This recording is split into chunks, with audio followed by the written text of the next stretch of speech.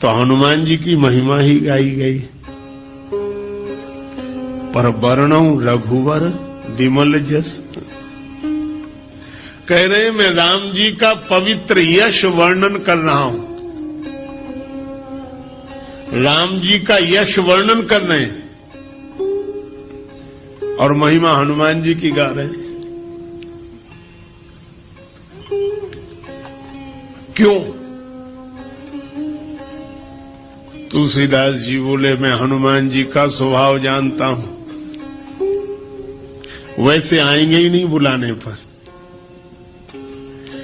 एक ही है कारण उन्हें बुलाने का, ये कहो वर्णौ रघुवर विमल जस।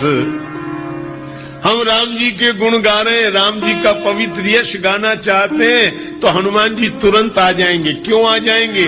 क्योंकि रामचरित सुनीवे को रसिया,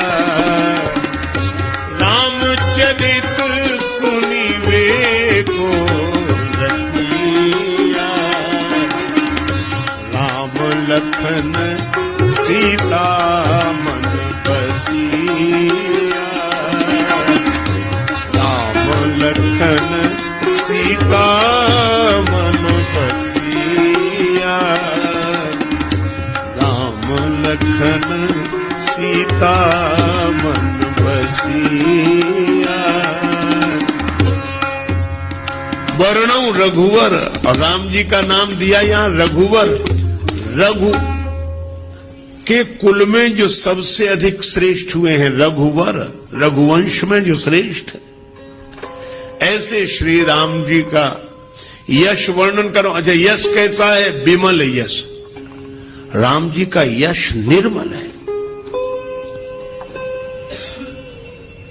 तुलसीदास जी ने एक जगह लिखा रामचरितमानस में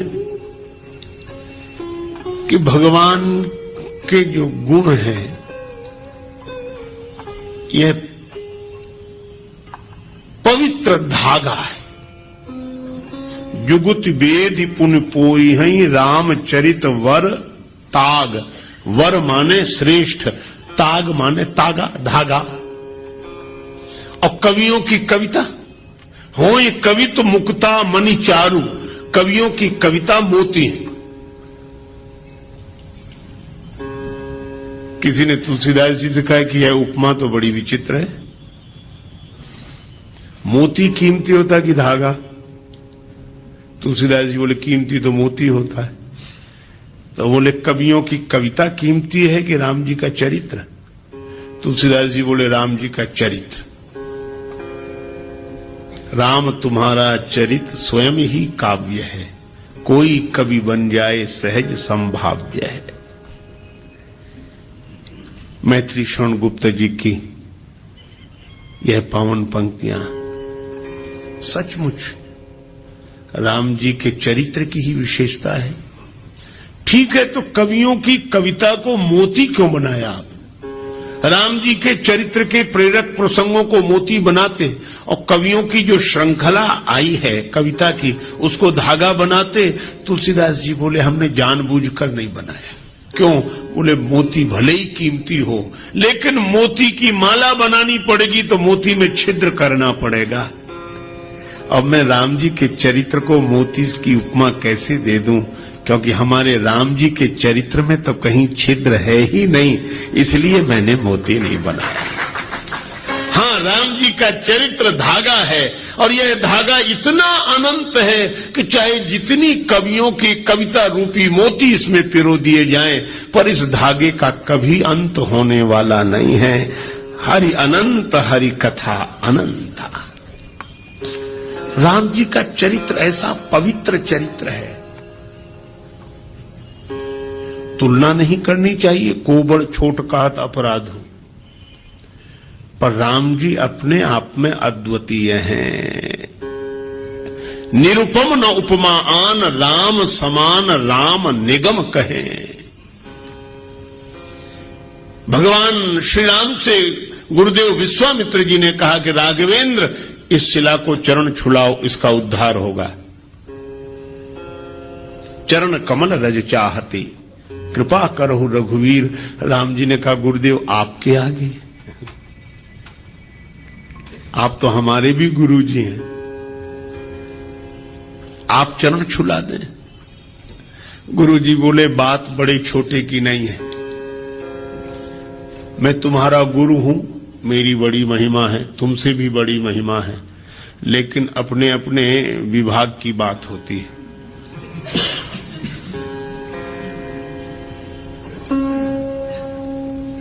कहीं कहीं चेले की महिमा गुरु से भी अधिक होती है।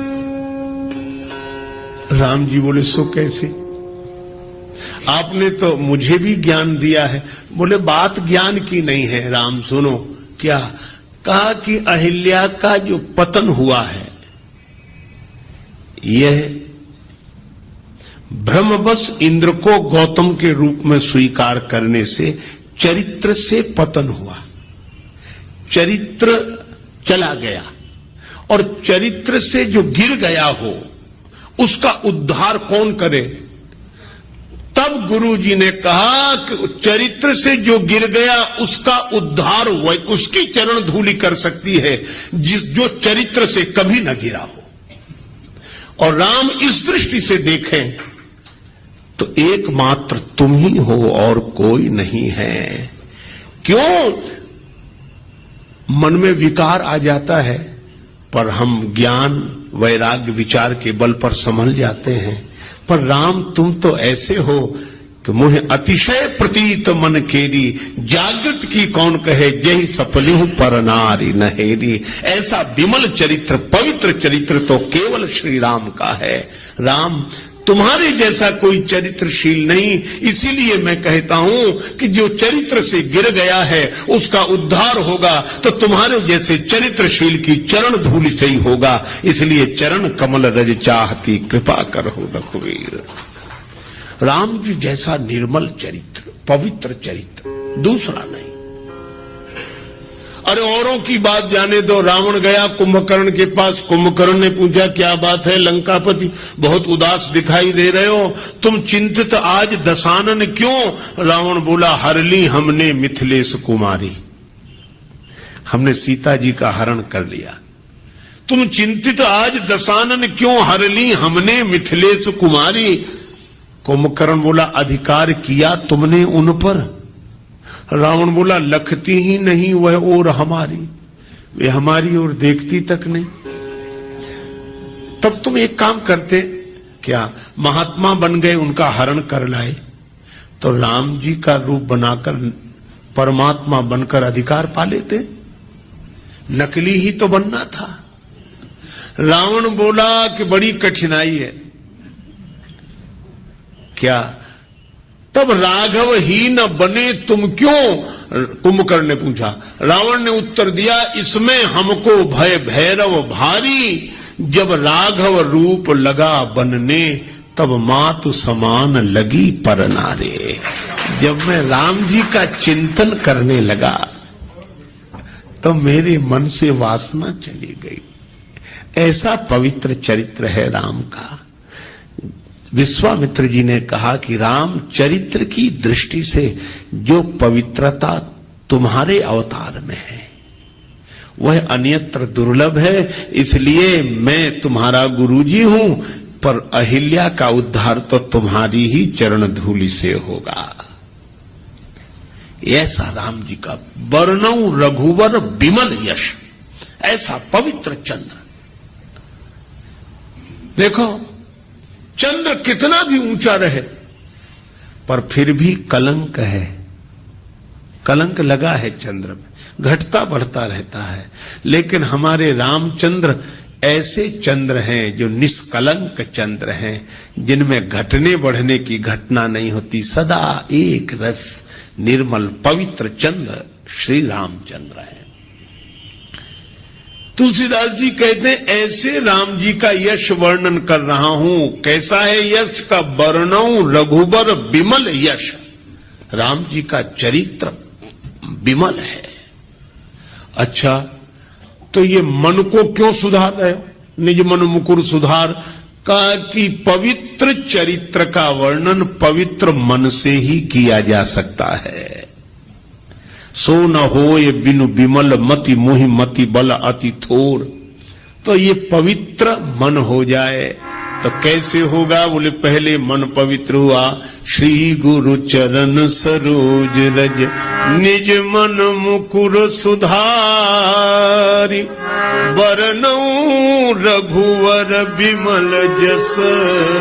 मैं राम जी के पवित्र यश का वर्णन करना चाहता हूं, इसलिए श्री हनुमान जी मेरा मन निर्मल कर दो। किसी ने पूछा क्यों करना चाहे तो क्या फायदा है? आजकल तो बड़ी कठिनाई है, बिना फायदे के आदमी कुछ करता ही नहीं है। किसी से कहो भजन करो, करें तो क्या फायदा? अच्छा, बहुत सी चीजें हैं। एक आदमी ने हमसे बार बार कहा, वो बहुत तंबाकू गुटखा खाते थे, बार बार मुंह भर ले, फिर कहें आप भजन की कहते हो क्या फायदा? बोले आप जब जब भजन की कहे तो हमें तो बड़ी परेशानी लगती, करें क्या फायदा? हमने कहा अच्छा एक बात बता दो, तुम ये बार बार तंबाकू गुटखा खाते, इससे क्या फायदा? सो बोले कहे तो ठीक रहे, फायदा तो कुछ नहीं। हमने कहा फिर क्यों? बोले आदत पड़ गई। तो हमने कहा कि बिना फायदे के ये खा सकते हो, बिना फायदे की सोचे ये सड़ी गली चीज खा सकते हो, तो क्या भगवान का भजन बिना फायदे की सोचे नहीं कर सकते हो? छोड़ो फायदे की मत सोचो, तुम तो भजन करो, और जिस दिन इसमें रस आ जाएगा उस दिन फायदे की नहीं सोचोगे, भजन किए बिना रहा नहीं जाएगा। लेकिन इसका यह अर्थ नहीं कि फायदा होगा नहीं,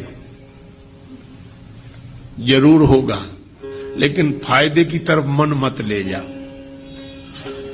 तुलसीदास जी से किसी ने पूछा कि आप राम जी का विमल यश गा रहे हैं, क्या फायदा, क्या मिलेगा? तुलसीदास जी बोले क्या नहीं मिलेगा? जो दायक फल चार, ये चार फल प्रदान करेगा, धर्म अर्थ काम और मोक्ष। राम जी का चरित्र गाने वाला, देखो जब व्यक्ति बोलता है ना, दिमाग से बोलता है, कोई बात कहता विचार दिमाग से, लेकिन जब कोई गीत गाता है तो दिल से। ये गीत हृदय के अधिक समीप है, विचार बुद्धि के समीप है। तो जब कोई गाता है तो हृदय से, और मैं आपसे कहूं कि राम जी का गुण कोई हृदय से गाएगा, और जब हृदय राम जी के गुणों से भरा हुआ होगा, ऐसे आदमी के द्वारा अधर्म कभी हो ही नहीं सकता। जब होगा धर्म ही होगा। तो यह राम कथा का गाना और सुनना व्यक्ति को धर्म से जोड़ता है। धर्म, अर्थ, भगवान के गुण गाने वाला, सुनने वाला, उसके जीवन में अर्थ रहेगा ही। क्यों रहेगा? क्योंकि भगवान नारायण है, और जो भगवान के गुण गाएगा, भगवान के चरण कहां आ जाएंगे? उसके हृदय में। ये यही कथई स्नेह समेता, कहीं हई सुनी हई समुझ सचेता, होई हई राम चरण अनुरागी, कलिमल रहित सुमंगल भागी। भगवान के चरणों का अनुराग उसके मन में आ जाएगा, तो भगवान के चरण कहां आ जाएंगे? उसके हृदय में, उसके जीवन में। और जब मैं आपसे एक बात पूछता हूं, लक्ष्मी जी को दुनिया भर में ढूंढो, कहां मिलेंगी? भगवान के चरणों में। भगवान नारायण के चरण दबाते हुए ही तो लक्ष्मी जी मिलती हैं। इसीलिए जो भगवान के गुण गाएगा उसका जीवन धर्ममय हो जाएगा। जो भगवान के गुण गाएगा, सुनेगा, और भगवान के चरण उसके मन में आ गए, तो भगवान के उन चरणों की सेवा करने के लिए लक्ष्मी जी अर्थ बनकर उसके जीवन में आ जाएंगी। धर्म, अर्थ। और जो राम जी के गुण गाकर ऐसे मस्त हो जाए कि उसकी कोई कामना न रहे, प्रेम में भर जाए। विभीषण जी ने यही कहा कि लंका का राज्य पाने की वासना पहले थी, और कछु प्रथम वासना रही, प्रभु पद प्रीति सरित सो बही। आपका प्रेम उमड़ गया तो अब वो भी इच्छा नहीं रही, हमें कुछ नहीं चाहिए, कुछ नहीं चाहिए, हमारी कोई इच्छा नहीं, कोई कामना नहीं। भगवान ने कहा कि तुम्हारी कोई इच्छा नहीं, पर अब हमारी इच्छा हो गई। तुम निष्काम हो गए तो हम सकाम हो गए। अब हमारे मन में इच्छा है, यद्यपि सखा तव इच्छा नाही, मोर दरस अमोघ जग माही। तो भगवान के मन में भक्ति की इच्छा पूर्ण करने की इच्छा हो जाए तो उसकी कौन सी कामना ऐसी होगी जो पूरी ना हो जाए, वह पूर्ण काम हो जाएगा। इसलिए धर्म अर्थ काम, और जो भगवान के अनुराग में डूब गया है उसे जगत का राग बांध नहीं सकता। इसलिए मोक्ष तो उसको सहज प्राप्त हो गया। वर्णो रघुवर विमल जस जो दायक फल चार। यह हनुमान चालीसा के दोहे का आशय। श्री गुरु चर